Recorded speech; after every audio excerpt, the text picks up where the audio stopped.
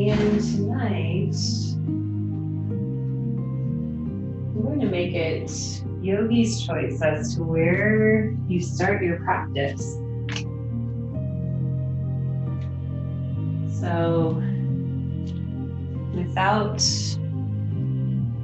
too much deliberation, just find your way into a comfortable posture, whether that's seated, lying down on your back, child's pose, maybe a reclined butterfly, lots of good places we can go.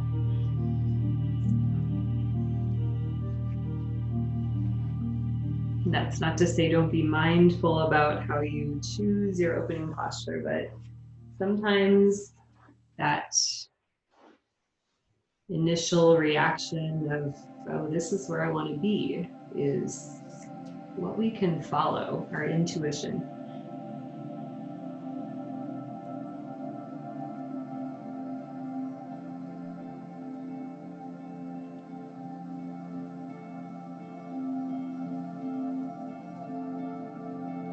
I'm so grateful to have you all here with me.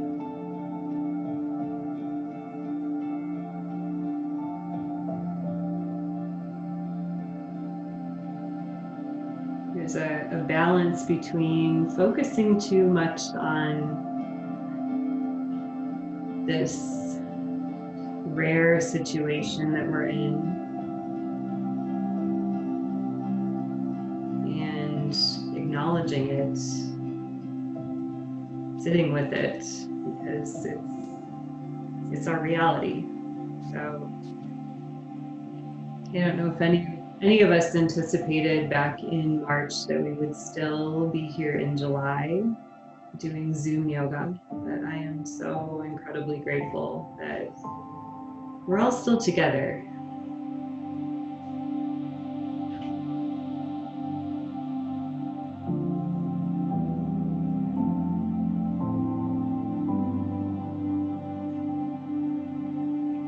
So to feel your breath in your body as you arrive to your mat.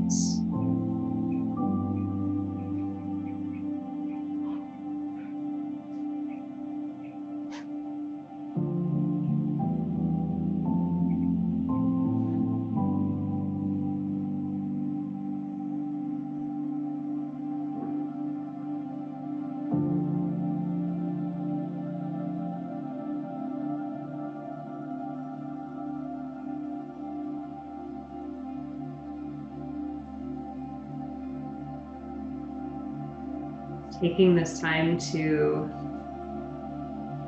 let go of what already happened or what might be going to happen, and arriving right here.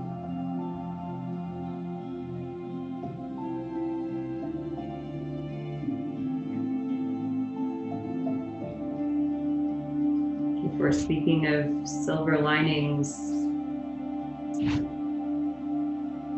of our situation, remaining present is so very key. We are being dealt a lot of changing variables all the time. So becoming too attached to any one outcome is impossible. Or if we do it, we are bound to have to reassess, and maybe we set ourselves up for a lot of disappointment. This is what our yoga prepares us for, being present, being able to weather whatever comes our way.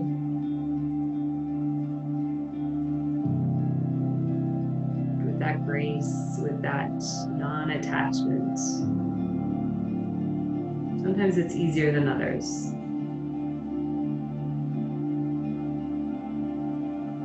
Having that grace with ourselves when it's not as forthcoming. So continue to find your breath here.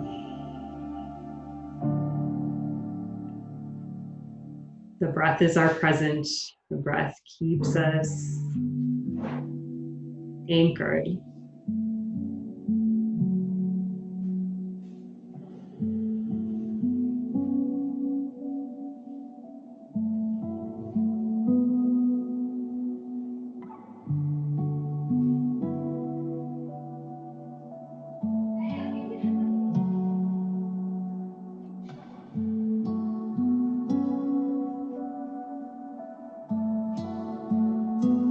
And as your breath deepens, you might feel, if you're on your back, your chest is rising and falling. Even in a child's pose, or you might be on your belly, the breath inflates the back body, coming behind your rib cage, lifting the whole center cavity of the body. Inhales, that hugging in either position, hugging in to the center on your exhales. Take a few more.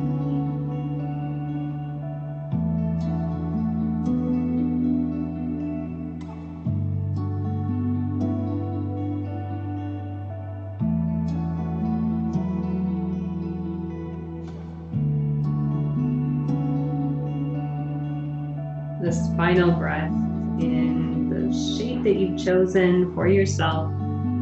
Let's draw it in through the nostrils. Big breath in deep sigh out.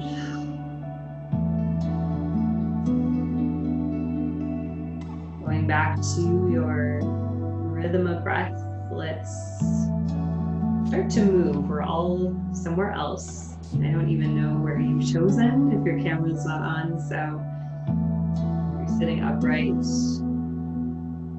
Just gently twist side to side. If you're in child's pose, you might rise up to hands and knees. Shavasana, maybe lengthen out or hug the knees in. So just find your way back into that place of movement after a few minutes there in stillness.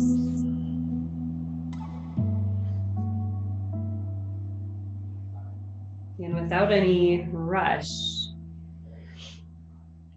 our first posture, or second posture as it were, we're going to come up to standing. So let yourself travel there as intentionally, as slowly as you want to do it.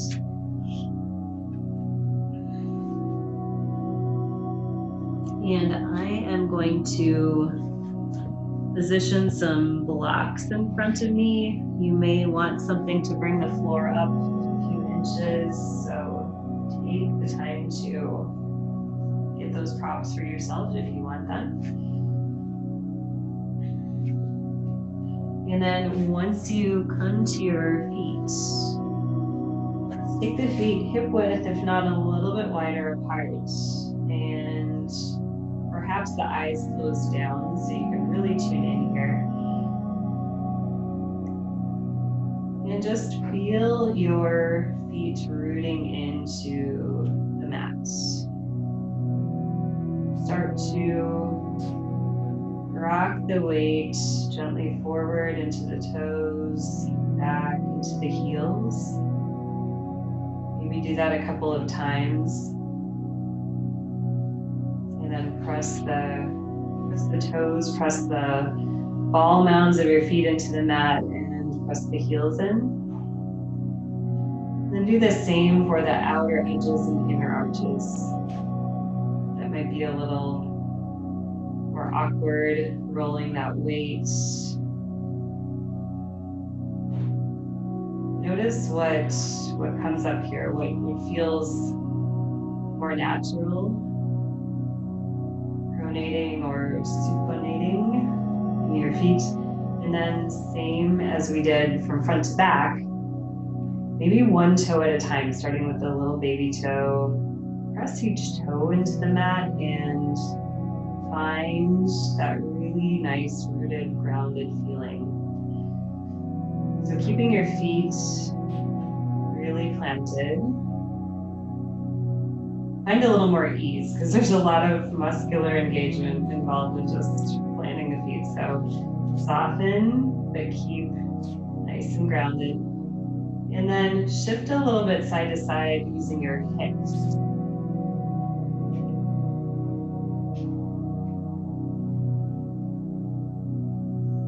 Feel if there's any low back sensation, whether it's discomfort or just something coming up. Maybe there is, maybe there isn't. And then feel your weight evenly between your 2 feet.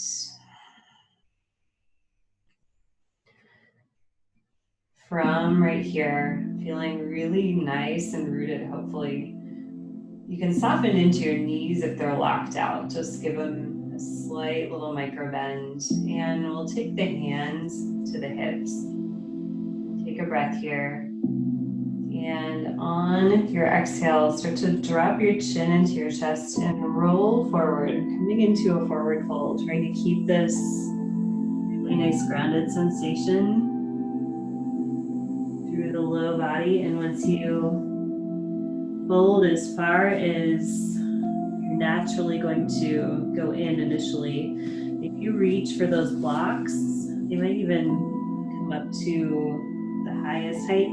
Give your knees a little more bend if you need to do that to reach your forearms to your prop. So that's where we're going with this use of prop. If you don't have anything and you're just ragdolling your arms, that is okay too. It's going to change the energy a little bit, but not in a way that's, any detriment. This just gives us a place to land, a little support in the upper body. Then breathe into your low back. Feel what's going on there. Let the head and neck really release and hang.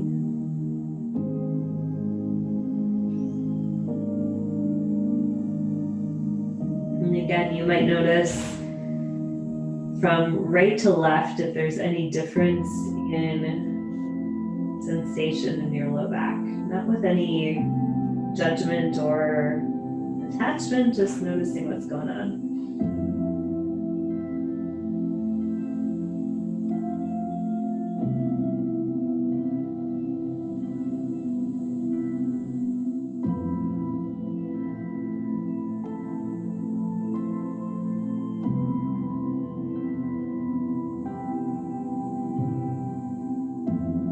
Deepen your breath into the sensation. Try to soften where you can.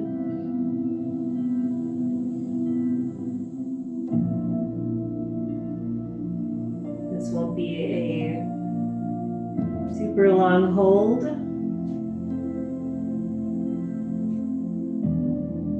We'll just take a few more breaths. Maybe you've noticed sensations shift or change.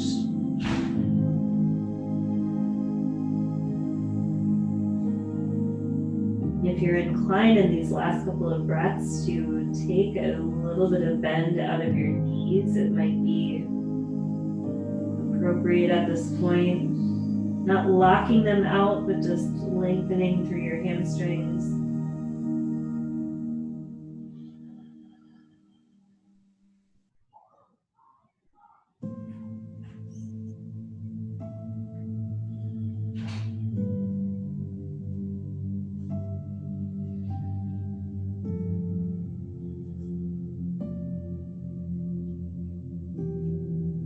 And then start to prepare to release this forward fold. So I'm going to plant my hands on the blocks and take almost a supported halfway lift here, lengthening the crown of the head, flattening the spine. Exhaling back into the fold if you're coming with me.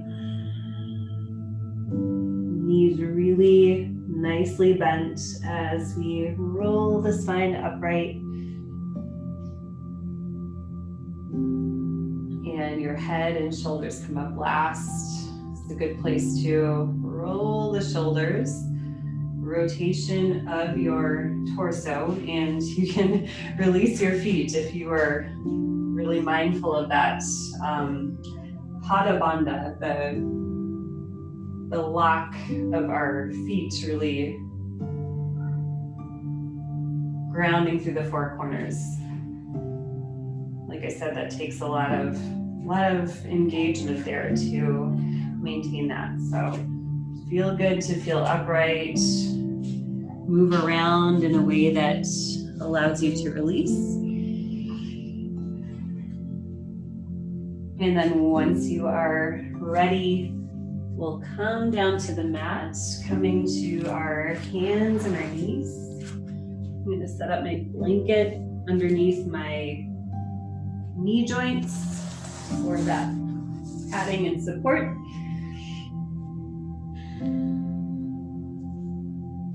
Once you arrive here, all fours, let's take a few rounds of our cat and our cow pose. Lifting the chest, lifting the chin and the tailbone as you extend here, cow pose. Exhale, finding that contraction. Arching the spine, tucking everything in, navel pulling in. Inhale as you extend. And exhale. Finding that flexion. It's moving with your breath.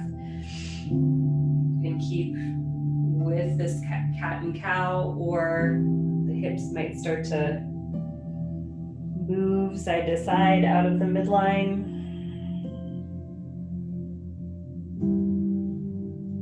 All the while just noticing how you feel as you move.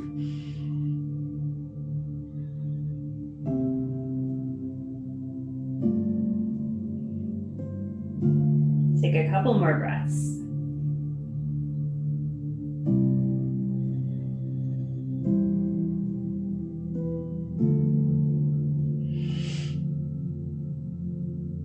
Allow your movement to even out here. We'll reset with stacked joints here. And on your next inhale, when you're ready, lifting the right arm up to the sky. So opening across the chest, getting really big with it. Big breath in here. And on the exhale, thread that right arm underneath your body. Right ear coming down to the mat or maybe to a prop, block, bolster, something to help lift that floor up a few inches. The left arm wants to travel forward or wrap behind your back. It can certainly go to one of those places.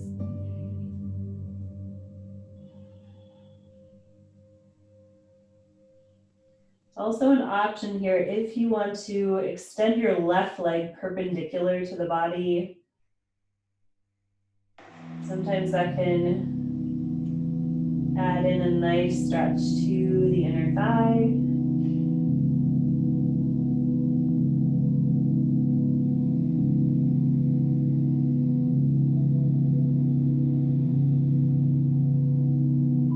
Anytime you try something, if it doesn't work in your body, whether it just doesn't add anything to the pose or if it causes any pain, anything beyond that manageable level of discomfort where we can breathe deeply, it's okay to dial it back. Just try something out, see what happens. That curiosity, that exploratory element in your practice.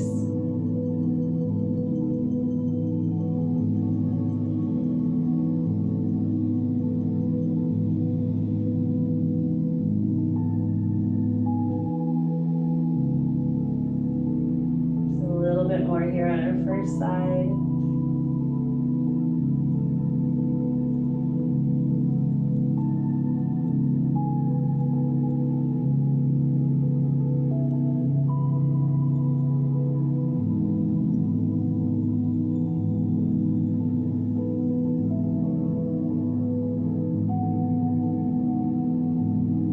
The left hand traveled, start to draw it back in front of your face.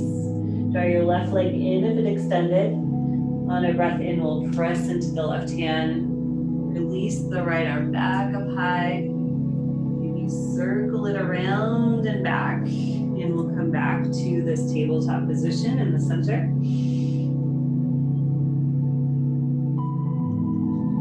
Take anything you need here as you let go of side one. And when you're ready and on a breath in, we'll inhale the left arm up high. And exhale as you thread that arm underneath. Left ear, left temple coming down. Right arm might extend forward this time. Finding that wrap.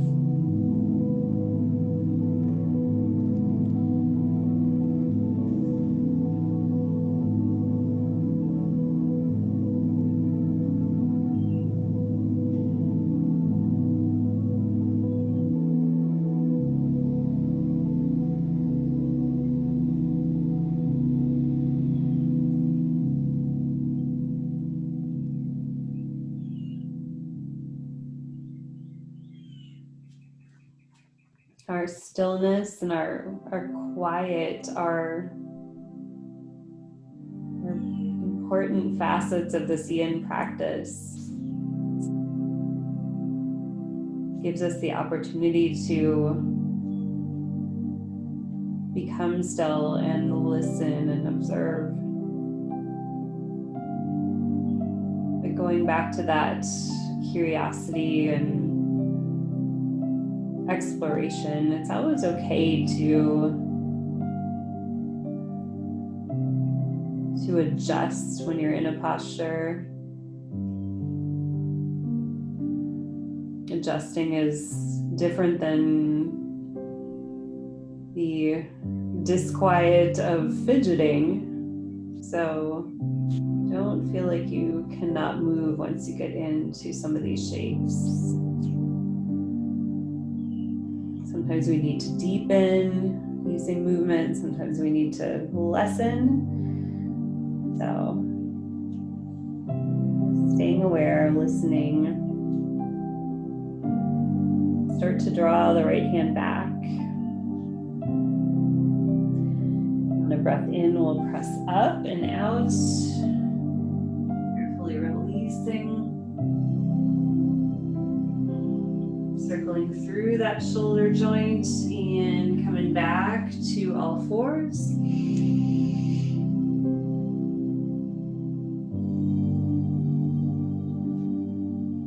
And then let's bring the hips back to the heels for child's pose.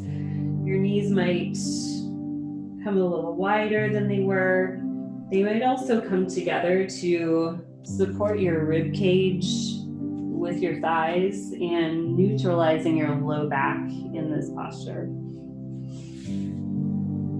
But if you've got the space in the hips and the low back, the knees can come wide. That can feel really nice.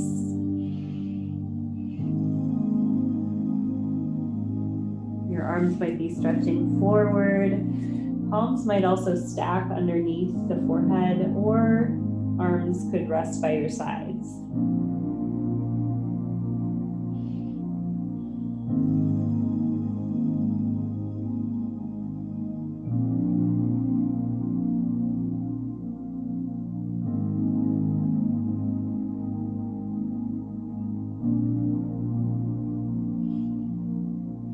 always feel welcome to use props in any shape, in any way they would benefit you.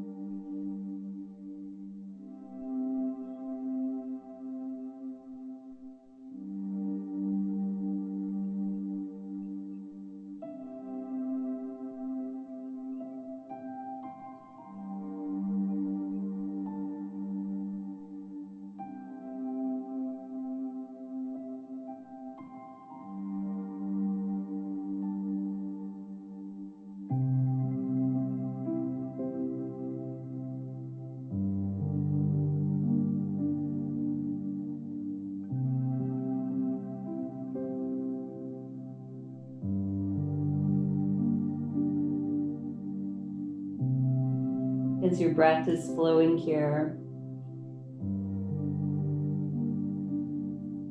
just imagine the breath going behind your heart space, behind your back ribs, inflating the back body, feeling that rise and fall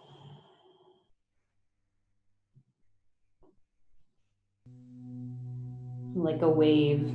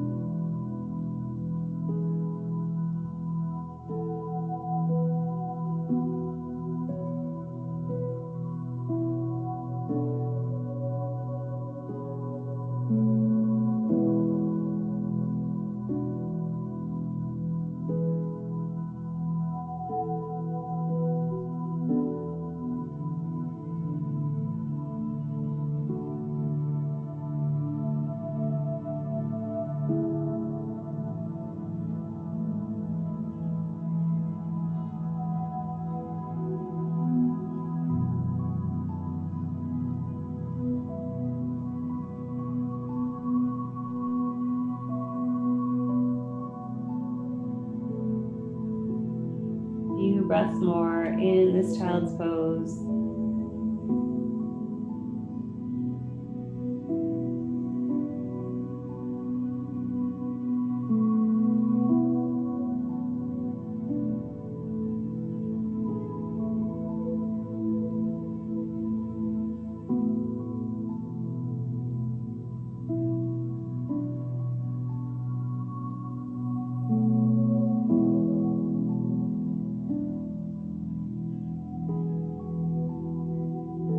Draw another breath in and exhale it out. Bringing yourself upright as you release the pose.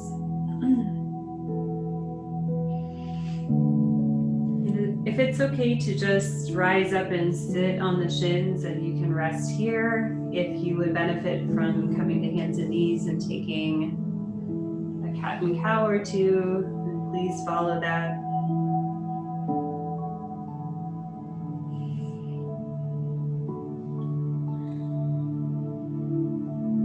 And for our next pose, we'll tuck the toes underneath, leaning forward to create that. Maybe manually tucking the baby toes and then sending a little weight back toward your heels, stretching the feet.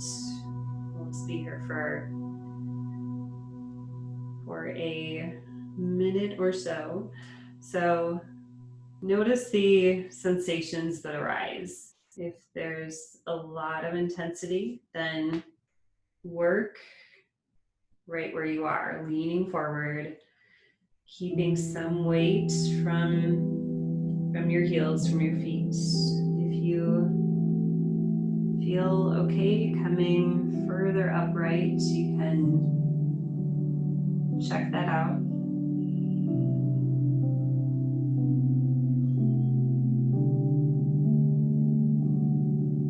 There's a lot of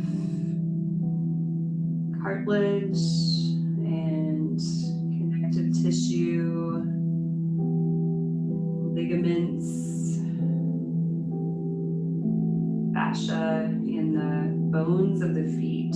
So you get tightness here. This pose alone is a really good example of how one pose can feel very different from practice to practice. I just did this earlier today and I was really a-okay. Right now it's pretty intense. So use your breath as that gauge. If you can breathe into all the sensation without the breath getting really stressed and compromised, and maybe stay a few more. Lean away from the intensity if you need to.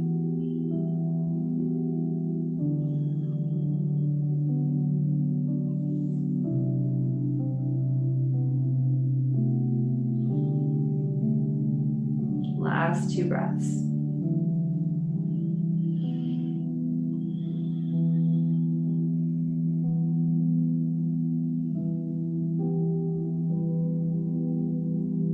And start to lean yourself forward, release, liberate your toes. Just feel the blood rush back in. Give it a moment, just feeling the opposite of what you were just feeling, and then maybe you pitter pat tops of the feet down onto the mat, feeling that sweet relief.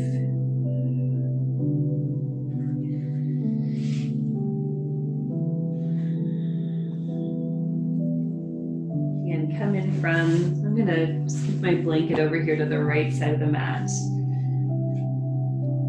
Coming back to either hands and knees, or you are also welcome to enter this next pose from a downward facing dog. We're moving into our swan pose or pigeon as you might know it. So I'll go through the differences between swan and pigeon, but they look relatively the same. The angle of your right shin that's coming forward is going to be a little more of an acute angle. So we're not really trying to parallel that shin to the top of the mat as sometimes we feel like we have to do in pigeon, which you don't, by the way. But if there's space underneath the right hip, that's a good place for blanket, block, pillow, to give your body something to rest on. And then once we're resting here, this left leg that's lengthened behind you can disengage.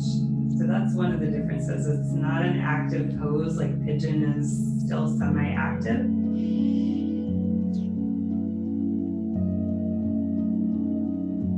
Feeling that balance across the pelvis.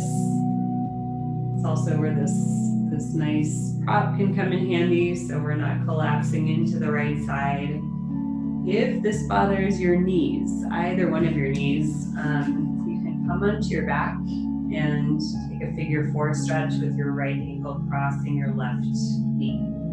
If you're okay here in our swan, taking it from this upright position, whenever you're ready, if you're ready to come down, lowering down to elbows, grabbing blocks or under your chest, under your forehead, or coming all the way down to the mat.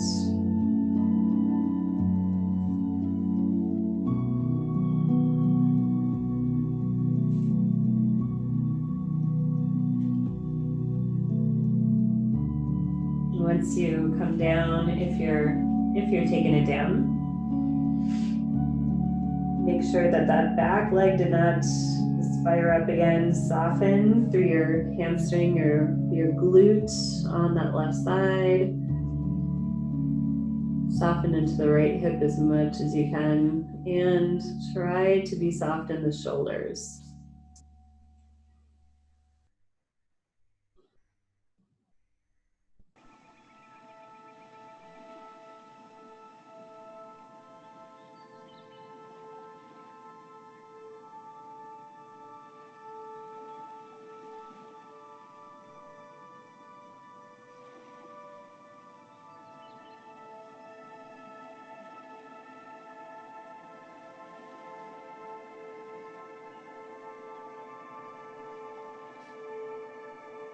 Once again, if there is any pain whatsoever, discerning between the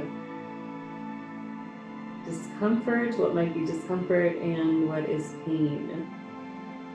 Whether it's your knee, if there's any nerve pain, sciatica going on, do not hesitate to take it onto the back.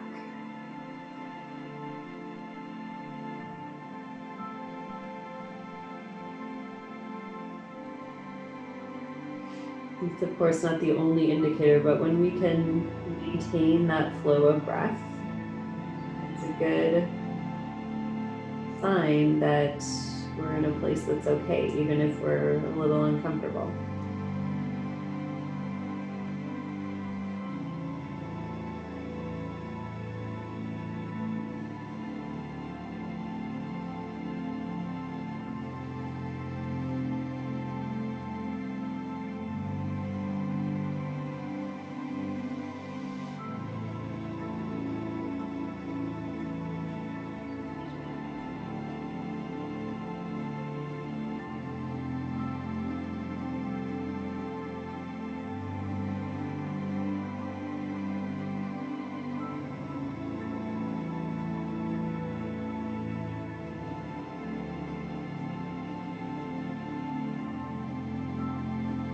Scanning again as we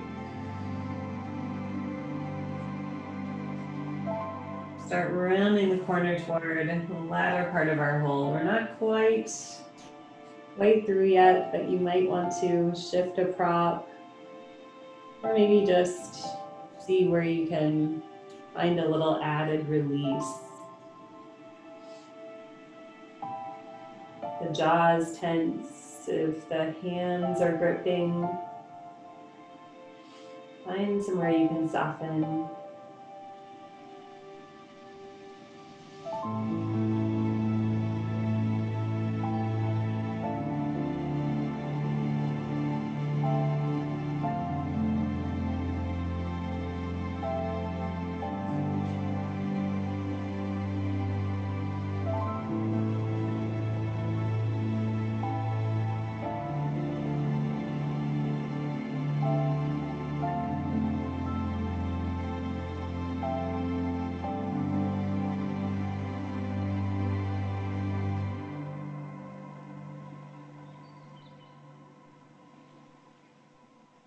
Last couple of breaths here.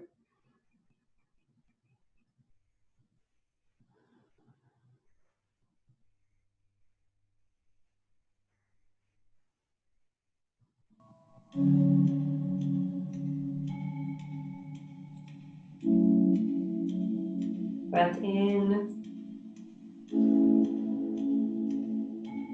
And as you breathe out, start to rise up.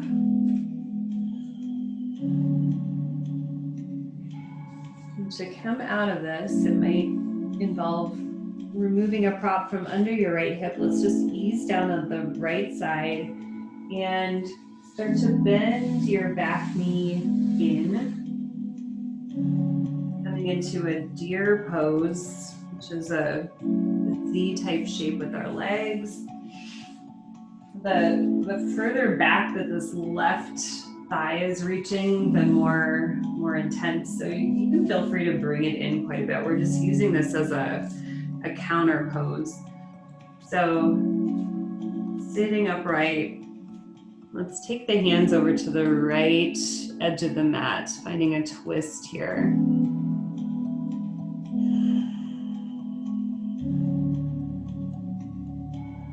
And we won't be here for a really long hold, but even so, we can come down to the forearms if that would feel good to take it down a little deeper.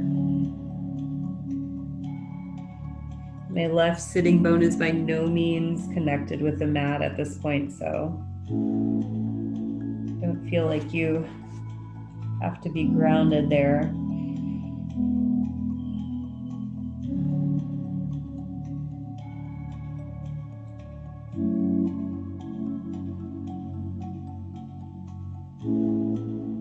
Let's take another breath here.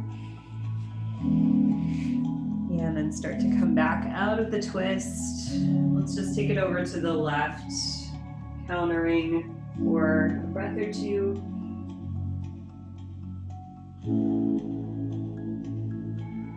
We'll be back for this left side momentarily. And release back to your tabletop or your downward facing dog. However you entered your swan pose, just come back there.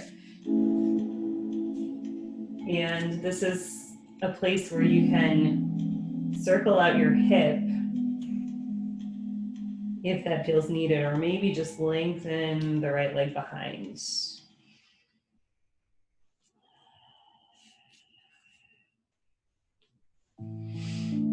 As you're set for your left side, we'll let the knee come forward.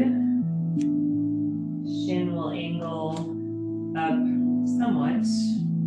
You can see a little bit better if you're looking at the camera, but my heel is pretty far in here.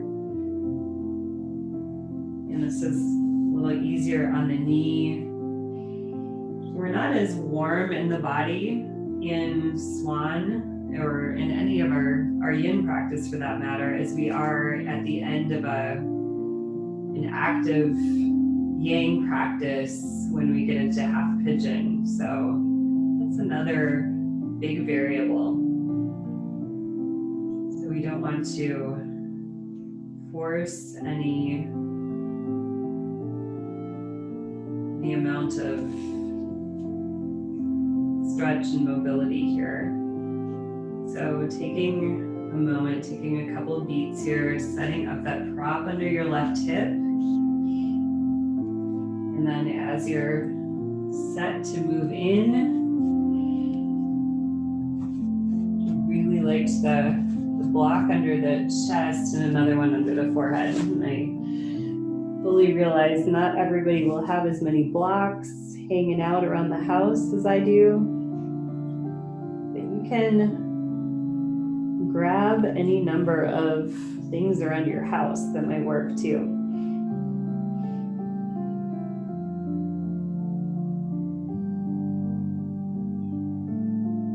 Even though I have a lot of blocks, my kids like to redistribute them. They're not always where I left them, so I am just as likely to be grabbing for some random item to bridge that gap too. Usually works just as well.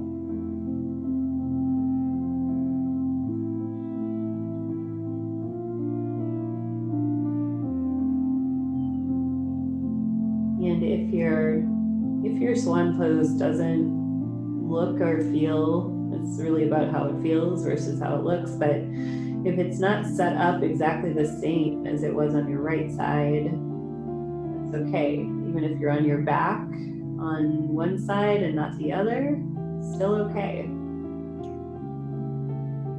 Our knees are different animals. Our hips are different from one side to the other. Make those accommodations as you need them in your body.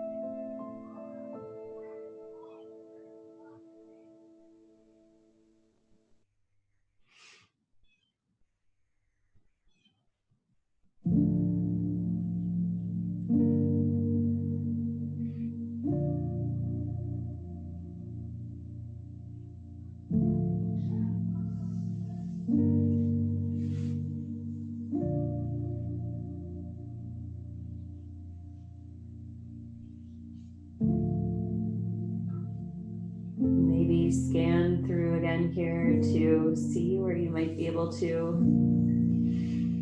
relax, let go in the posture just a little bit further.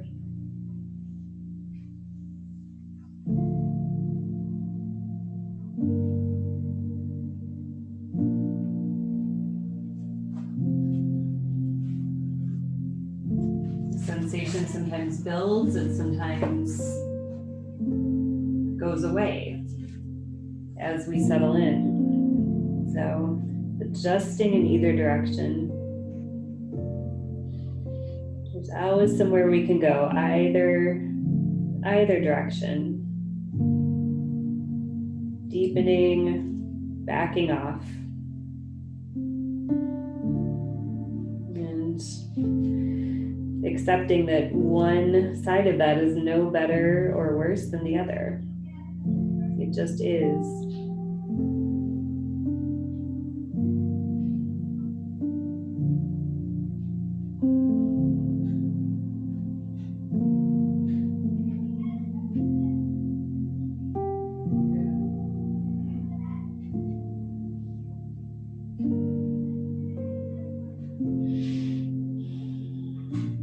Couple more nice deep breaths.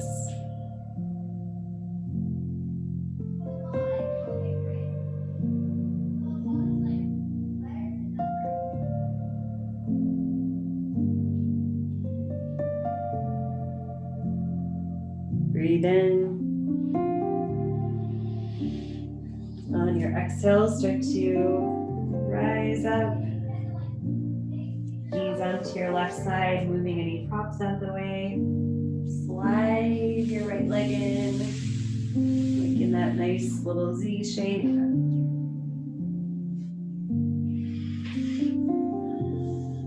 And turn your chest, your torso to the left this time, finding that twist.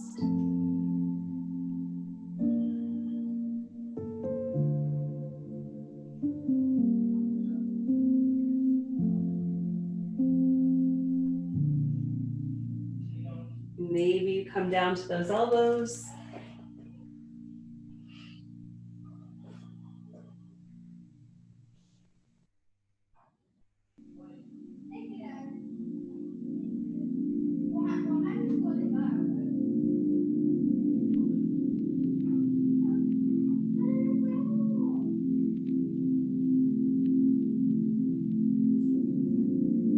Rising back up, untwisting. You can take that little breath or two over to the right. It's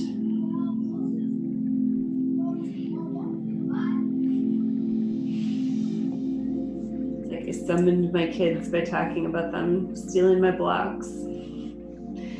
They're back. They're back with their single volume that they have.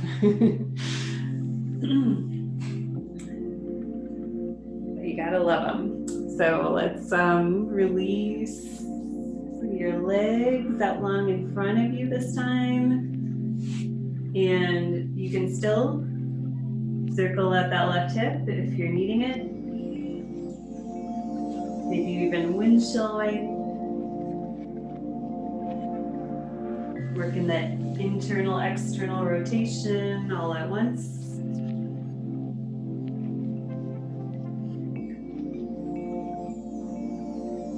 And once you're ready, ease yourself down onto the back. That wonderful moment in yoga practice when you get to lie down, rocking side to side as you hug your knees in.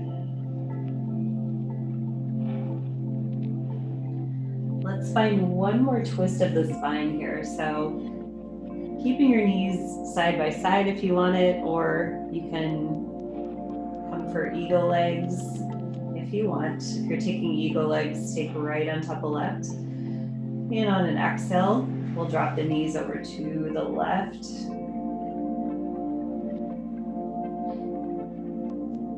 Your chin might turn to the right.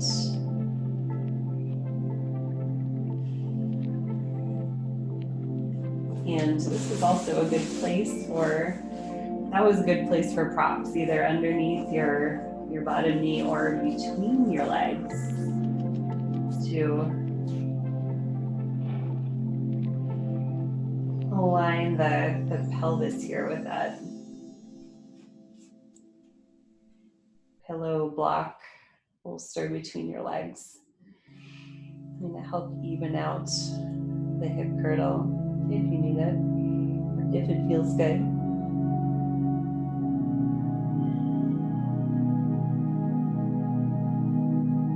Let's lift the knees back up through center. If you need a little longer on that side, this is a shorter hold, but you can make it longer if you want. After this, we're heading to our Shavasana, so take your time in these twists if you need a little bit more.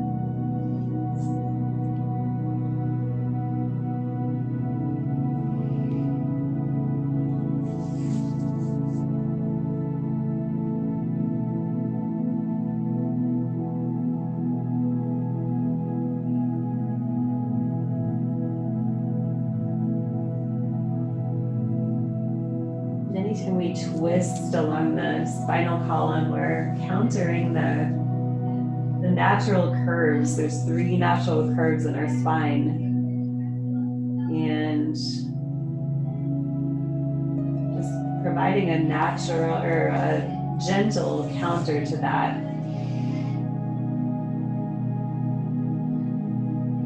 Countering what we maintain all day with our posture just by being upright, moving creatures. So come back to your center whenever you're ready. Let's give the body a hug here. And of course, if there's anything else you need, please, you can always take it. Flip the forehead up to the knees, make a nice little ball, breathe in. And on the exhale, let it go. Release everything down to the mat for your Shavasana, if and when you're ready for it.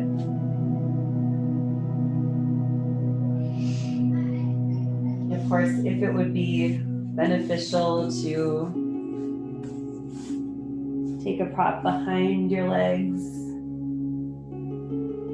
just offering a little extra ease to the lower back, using that prop or any other use of a block or blanket or pillow that you would like here. Just find your way in.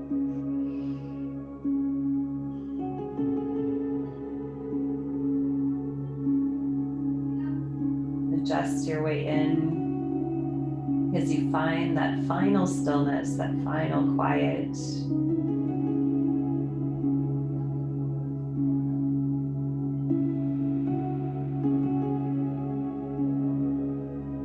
Even though it's a still and quiet practice throughout, still making the space for this last place where we really let go of any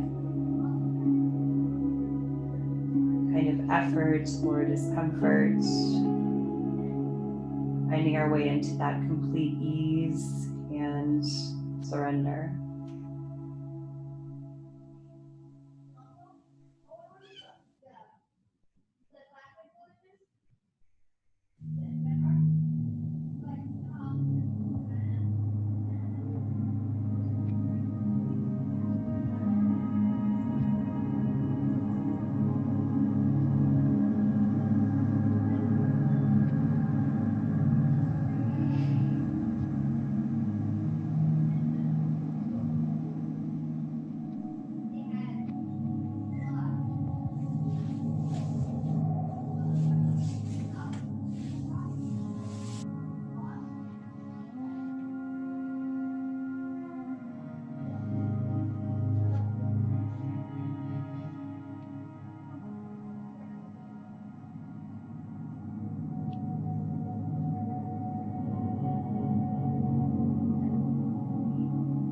Any additional time in your Shavasana, please stay just as you are. When you're ready to come back, into your breath. Coming back into some gentle movement. Wiggling fingers, wiggling toes.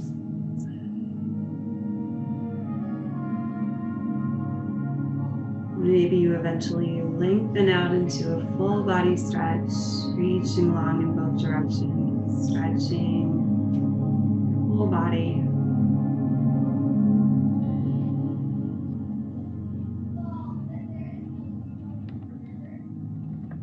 And then slowly take yourself onto either side of your body, right or left. Finding a fetal pose, curling up and spending a few breaths, just feeling that comfort in that shape.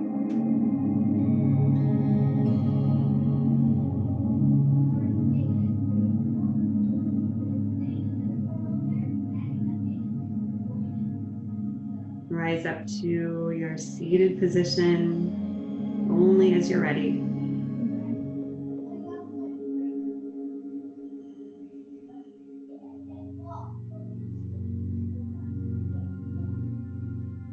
And once you're upright, let's bring the hands together at the heart center, thumbs connecting to the chest. And let's take 3 breaths together, deeply, but still with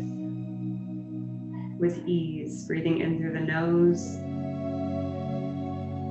gentle sigh out through the mouth. 2 more, in through the nose, softly sighing out. Last one.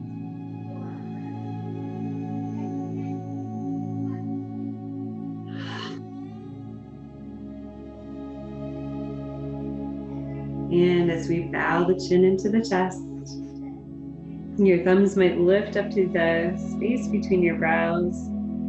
And honoring one another, we close our practice saying together, Namaste.